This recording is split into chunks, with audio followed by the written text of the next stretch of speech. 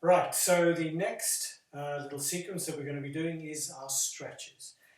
Now this is quite a sort of a controversial topic because some circles or some areas of the scientific community believe that one shouldn't stretch at certain times, and so there's a lot going on, so a lot of runners are confused about stretching.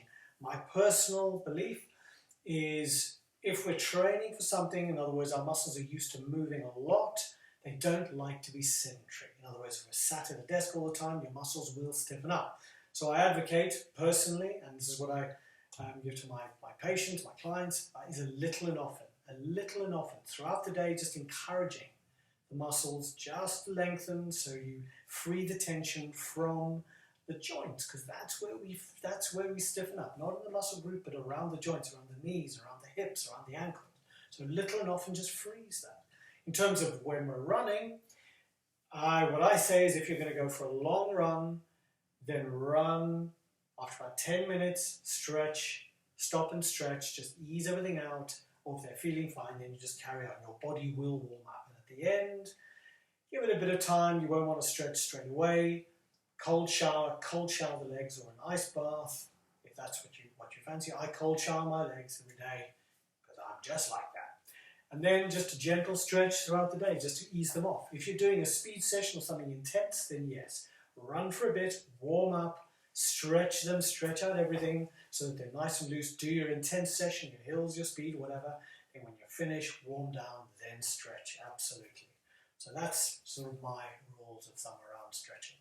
Okay, so these stretches are my favorite. We'll start with a mobilizing one for the hips. They're called the hip slides. Now, hips and knees, pretty crucial in terms of running, but we tend to forget about mobilizing the hips. And this is a lovely one. So your feet, knees, and hips are in alignment. And what we do is we drop one hip out, careful to keep the other knee nice and stable. We slide that leg out, roll it in, then bring it back in. We drop it out. We don't drop it all the way over because we'll lose shape of the other knee. We just drop it out and we slide it out, roll it back in and bring it back in. We do 4 in that direction, sliding out, rolling it in, and then back in. And then we go the opposite way. We roll it in first, then out, and then back in.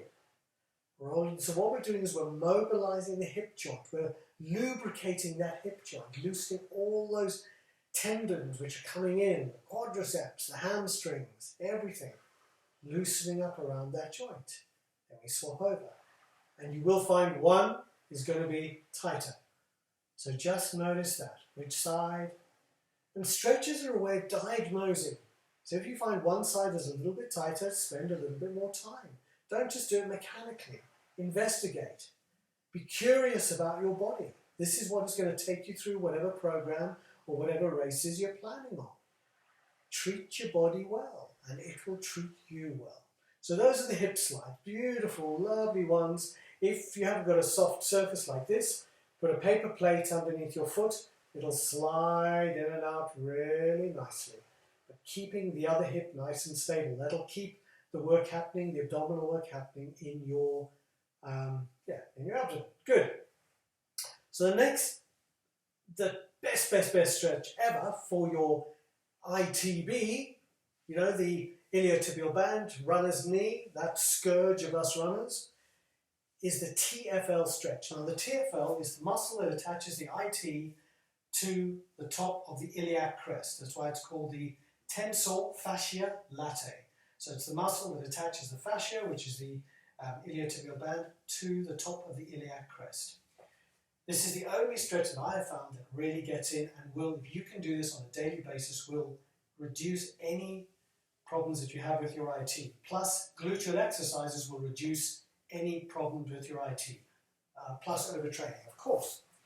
So what we do is you cross one leg over the other, like that.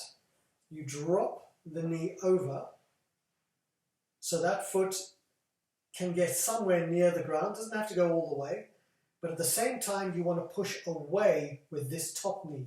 Push away, push down, away from you. As opposed to in towards you, push away. So you'll feel that the top of the hip. This is the best stretch ever. And you just hold it there, 10, 15 seconds. You will feel that stretch at the top. It's fantastic. Breathing in to bring the leg over, so you're protecting your lower back. Swap over. I'll show you from a slightly different angle. Cross the knee over, drop it down, and push away. See, I'm pushing down with this knee in that direction. Pushing down. Now this side for me is a little bit looser. I don't feel it as much. And also this hip, this leg gets down a little bit further. So you'll notice this. One hip will be slightly tighter. Don't be alarmed, it's just the way you are. Good, so that's the TFL stretch. Again, daily basis. If you're training for a marathon or any race, your muscles are going to be tight. So just do this every single day. Just dropping it down, pushing away, and that will get into the top of the hip. Now the gluteal bum muscles. I'll show you from this direction. Keeping that leg up there, hands behind you, draw your bottom closer to your ankle or your feet and you'll feel the stretch in your bum. So this is all seated glute work. And you can swap over. Drawing your hips closer to the heel. Pushing away with this leg, you'll feel it in your glutes. So important to do this, you keep your glutes, your TFL nice and stretched. Good. I mean, there's lots of glute stretches. These are the classic ones where you draw knees up, cross legs, even that where you put hands through, pulling up. Same thing, just different angle.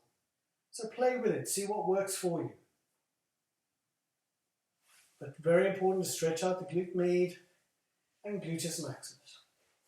So I'm now going to show you my all-in-one stretch, and then we'll do some work-based or sort of everyday functional stretches, because you say, well, I'm at work all day, I haven't got time to stretch. Aha, now you have. So this stretch is my all-in-one stretch. I'm just going to put the mat here.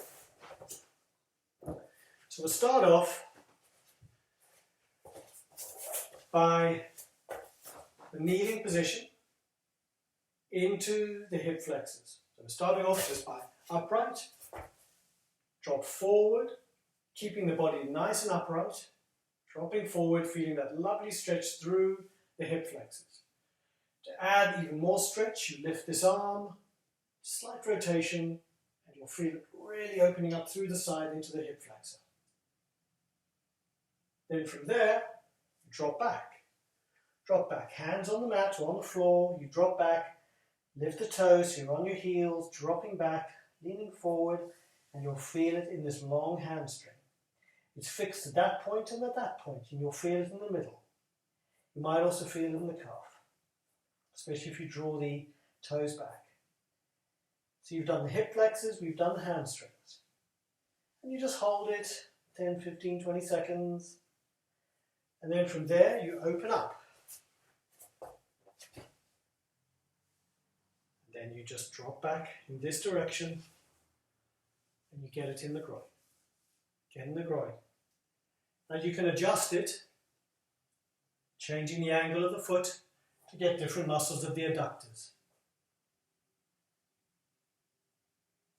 And those are the three.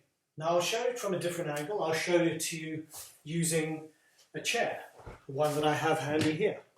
You say, but I'm at work, I can't do something. Well, now you can. So we start off with the hip flexor, standing nice and upright. You're bending down. Could have chosen a different chair that's not so unstable, but hey, I like difficulty. So you're pushing the hips forward, getting that stretch into the hips there. Turn around, heel up. The foot is facing in that direction, the knee bends in that direction, so you're not in any danger of hurting the knee. You're stretching through there. Again, altering the angle, then you turn to face, and you bend forward. Little and often, stretching through, feeling that stretch into the hamstring. So you've done the quads, hip flexor, the adductors, hamstring. And now, I'm at work. I haven't got time to stretch. Now you do, especially for the glutes. It's called the seated glute stretch. Cross the leg, sitting nice and upright, you lean forward. Lean forward. Oh, that's so nice. Love it. You feel it right in your bum, just here. So nice. And if you've got any lower back problems, this will ease your lower back. Then from here, you just rotate. You bring this arm, the opposite arm to the knee, you pull it up and you rotate. So you get a little stretch deep into the glute, but also into the top of the hip. Good. And then from here, hamstring. You straighten that leg, hinging forward. You're not curling forward, but a nice straight spine like somebody's pulling you forward. Just lean forward, and boy, you will feel it. You will feel it through the hamstring, calf as well. Change the angle, drop the ankle out, and you'll feel it more on the outside. So no excuse, you can do it.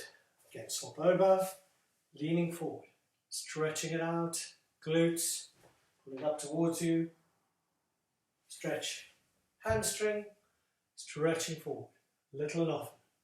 You have no excuse now. So, the next little sequence we're going to do is using a band showing the strength work that we can do for our glutes, for the upper body, with a band, with a very simple bit of home equipment. Well, you can buy them, to strengthen those very important muscles for running.